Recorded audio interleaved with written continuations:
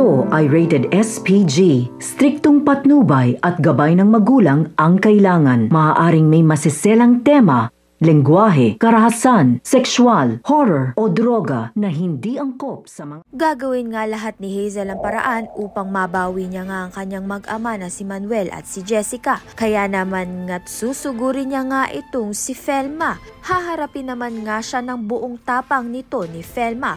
Wala ngang kaalam-alam itong si Felma na pinatira nga ni Colleen sa storage area nga nila itong si Manuel at si Jessica. Samantalang nang malaman nga ni Colleen na sumugod nga itong si Hazel sa bahay nila ay agad nga niyang itinago itong si Manuel at si Jessica.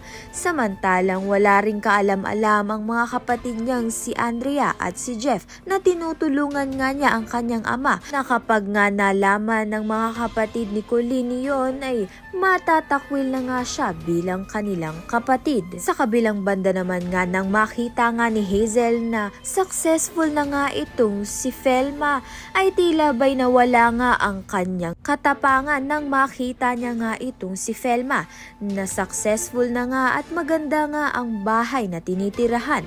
Kaya naman nga tiyan at iba pa ang dapat nating pakaabangan. Maraming salamat sa iyong panonood.